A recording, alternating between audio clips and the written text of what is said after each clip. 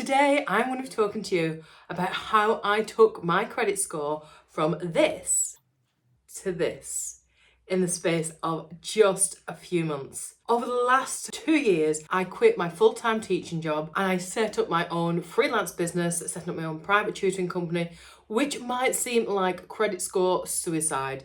But actually, I had done a lot of research before I just sort of closed the door and walked away. I wanted to be able to work for myself, but also to be able to grow a business, a successful business, so that I could spend more time with my children, spend more time on the things that mattered, on my health and my own personal growth. And doing lots of these different things has helped to make sure that not only has my credit score stayed stable, and it's not been impacted negatively at all, but it's actually grown, and it has grown significantly. One of my big goals over the next year or so is to buy my own property. And to do that, you need to be able to have a really good credit score. In today's current climate, it might seem like a really difficult thing to do, but actually, if you can get these things tidied away and do the things that you can do, I promise you, anybody, regardless of wage or income, can actually increase their credit score. Whatever your plans are for the future, these are my top 6 tips to get you from nothing right all the way up to the maximum score possible.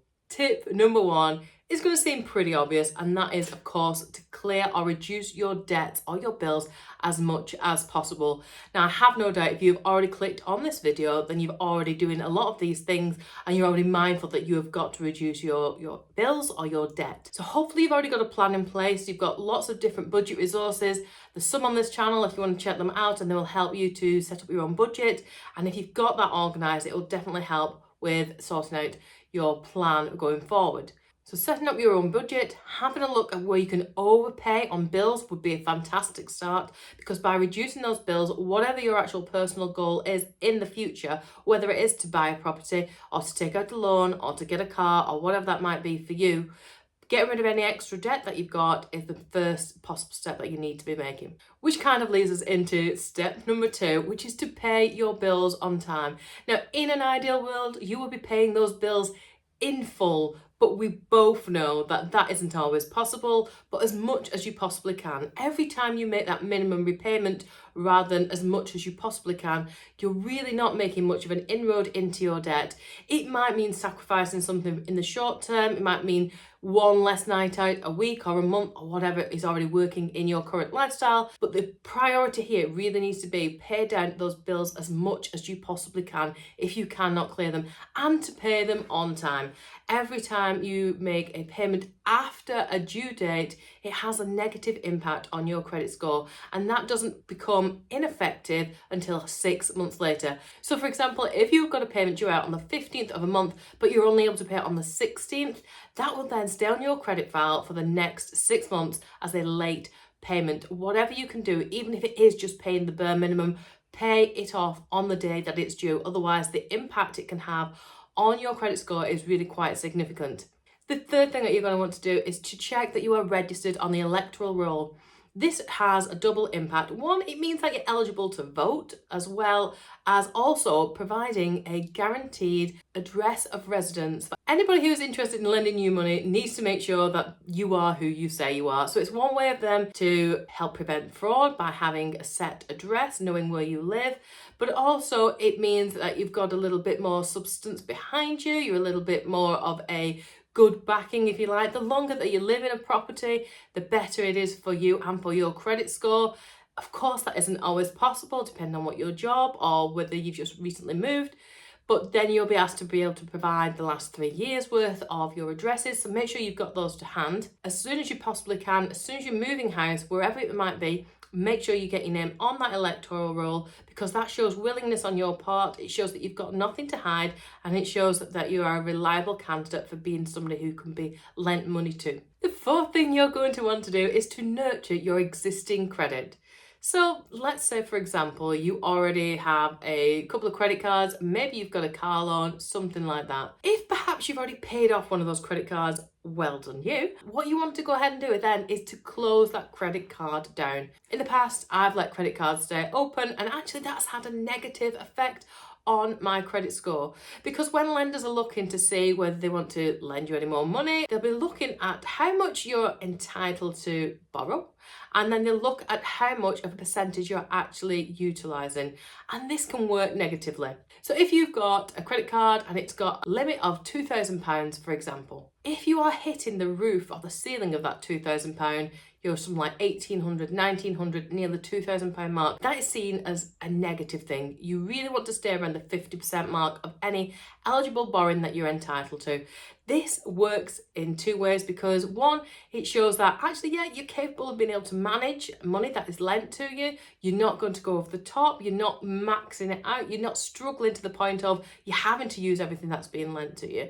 And it just shows that you're able to take control of those finances, and it shows that you're able to pay down the amount that you've already got anyway. In the same way, if you've got a credit card and you've got zero on it, they start to ask questions. They're wondering why you've got credit cards open. What are you planning on doing? What is going to be happening? Have you got something that you're not sharing? You've already got intentions that you want to borrow money. At any point, you might put a big purchase on there, which once they've lent you some money could have a negative impact on how they perceive you. So if you've got a credit card not being used, make sure you are closing it. And if you have got a credit card that you're using, make sure you're only sitting around that 50% utilisation point. The fifth thing that you are going to want to do is, when you are applying, be careful and be picky about the applications that you choose.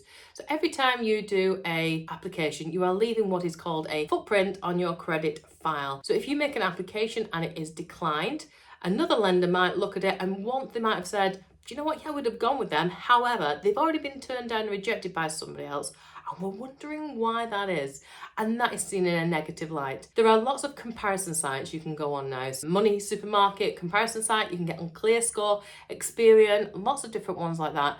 And they will tell you whether you are likely to be accepted for certain things. So they do what is called a soft search. So based on the information that you give them, as long as it is accurate, these results are quite realistic. It might tell you whether you've got a 95% or even a 100% chance of being accepted for certain loans or credit cards or car loans and things like that.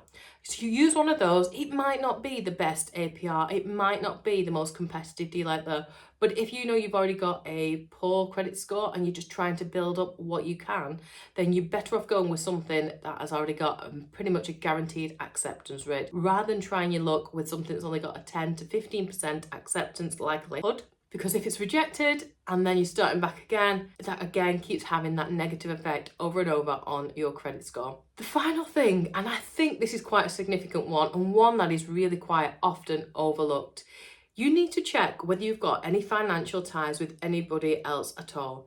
If you are pushing late 30s, 40s, the odds are you might have at some point already had a joint bank account with somebody, you might have had a mortgage with somebody, whatever that is. Even if those accounts are now closed, what happens is that you automatically set up a financial tie with that person. So even though those things are no longer in existence, that financial tie is still there unless it is actively severed. So you can either do that through divorce and make sure it is actioned by your lawyer if you're in that process as it is, or if you have already separated, you can go online, and I'll leave the link down below, and you can find out whether you are financially tied with anybody, and then you can make an application for a financial severance. It doesn't need to be approved by the second party. So if you are divorced, or if you're separated, or you've not seen that other person for a long time, that doesn't matter. You can apply individually without having to contact them. They won't need to do anything. The reason this is really important is if that person is making lots of negative impacts on their own credit score, you are subsequently also impacted and affected because of this financial tie. So all the positive things that you might be doing, all the good actions that you are making, all those right steps forward that you are doing, could then be counteracted by everything negative that the other person that is financially tied with you are also doing. Make sure you have got that severance in place, and then you can grow. It could also work in a different impact. So if the person that you are with or financially tied to has actually got a really good credit score and they don't realise that you're connected, you're actually able to boost your own credit score that way. So it'll actually have a positive impact on you. But again, you're better off making that severance, and then you're able to build your own credit score individually without any impact on anybody else at all. This is also important, especially if you have had a separation or a divorce, because if you came into some money, whether you get a massive lottery win or you get an inheritance, legally, that person is entitled to their fair share of that money, even if you are no longer together, even if you have not seen this person for years and years. Please, please go and check you are not financially tied to anybody before you come a cropper, fall foul of this situation. I hope this has given you a little bit of insight into everything that you can do to help boost your credit score. I'd love it if you go ahead, hit subscribe, join us over here. We've got loads of things like this coming up on this channel. Have yourself an amazing day, and I'll see you really, really soon. Bye.